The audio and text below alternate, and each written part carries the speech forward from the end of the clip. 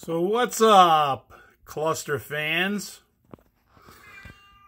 Yeah, so I thought I'd take a moment here and congratulate the Chicago Bears executive high office in ownership for finally seeing what we all have seen, that the Ryan Pace, Matt Nagy regime was literally an organization of degradation. How's that, right? They digressed, and I believe that that was the very words for the reasoning finally, or validation for letting them go. Okay?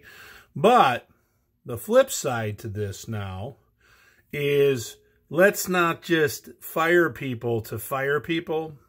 I hope, as a Bear fan, true blue, that there is a good plan in place for their replacements. Okay? It's critical, I believe, at this juncture in the development. They've had two #1 first-round choice quarterbacks, and they failed to develop Mitch Trubisky. We can argue all day about the the mistake in the pick and trading up to get him and all the other stuff.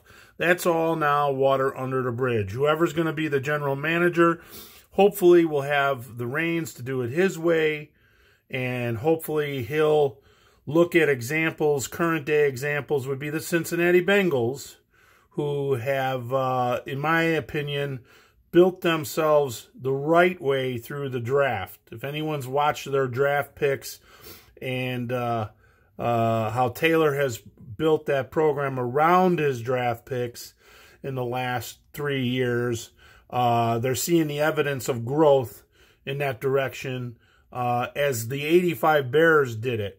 Very, very similar. Reminds me much of that. And a lot is to be learned from the history. In the case of Mike Ditka and Lovie Smith, those are the last two Bears head coaches to guide us into a Super Bowl.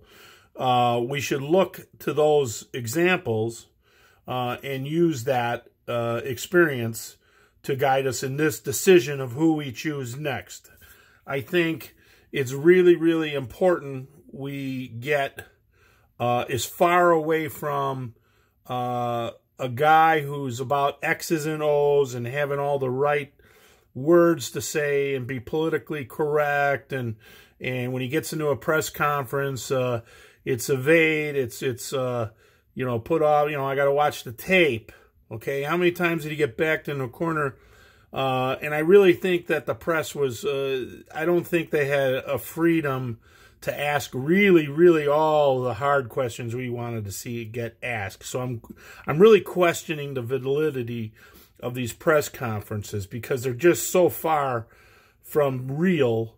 He'd used the word real quite a bit too, but it was so far from real. I think it was watered down, and I really, really, I'm not a conspiracy theorist, but I think that there's something at work there too. I think the press might have been a little bit throttled when they had this guy on the podium, and I hope that's not the case. But I want to hear real answers. Football is not always about X's and O's and the science and the analytics. There's a human element to make the game so great as it is, okay?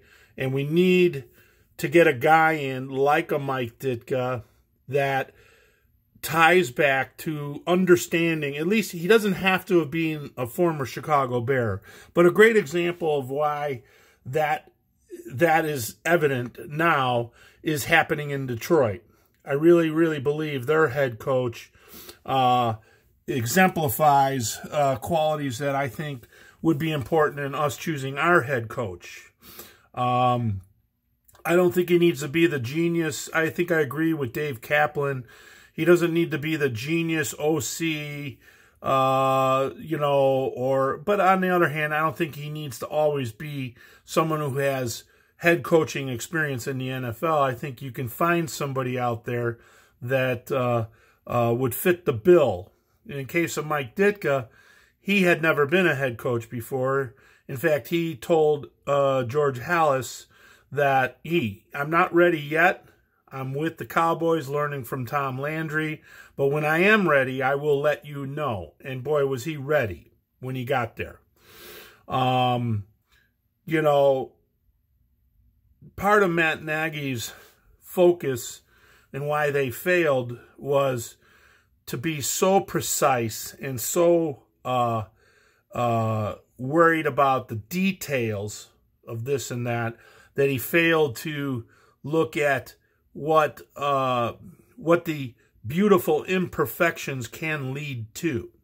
You know, what he did is he created an environment of looking too much at the micromanagement of everything when he indeed created their own dysfunction. They were so dysfunctional in their you know, constant game plan that they would overlook those things. They created their own demise in the fact that every time you turned around, especially early parts of the last 2 seasons, you'd see, you know, procedural penalties. You know, they would occur often after a break in the action or when timeout would be. In fact, those timeouts would be inadvertent or ill-advised, wasteful, you know, timeouts. And his, you know, constant misuse of timeouts was part of that, created part of the dysfunction too. So, and then to top it off, not having a handle on, or at least drafting people or getting people acquired onto your roster that were smart enough to play the game within the game, you know. They would lose control and do something stupid and get a penalty for inciting stuff, and they didn't understand the rules and how to play a game within the rules, so to speak. So I think he was so focused on the micromanagement of things that he lost sight and created the dysfunctionality and the unorganized approach to his games. Plus his scheme was a joke, okay?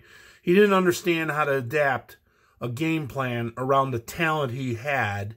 Instead, he wanted to force the round peg in the square hole and make the talent apply to his idea of what he thinks the game should be played out.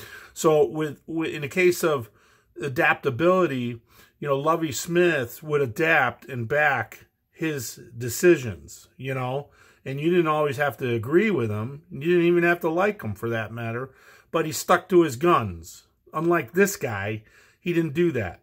So I think it's important that we get, you know, that was another thing about Lovie and Ditka.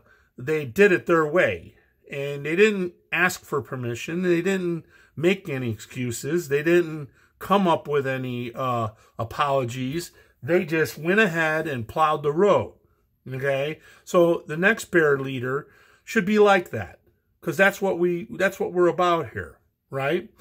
I don't necessarily say we have to run the ball. You know, I mean, is there Gale Sayers on the roster? Is there Walter Payton on the roster? You know, do we employ a fullback like a Matsui? You know, I don't see anything like that going on here. So, in a nutshell, I hope we pick a guy. Guys I would look at now that you've listened to my rant. I really, really like the, you know, Leslie Frazier. He does have an 85 Bears, you know, history and a knowledge of that. But, you know, I would look outside the box, man. You know, what is Deion Sanders doing right now?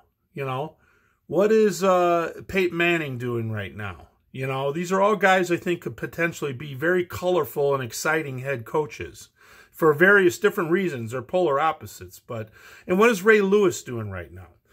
Why not bring back Mike Singletary to run our defense, okay?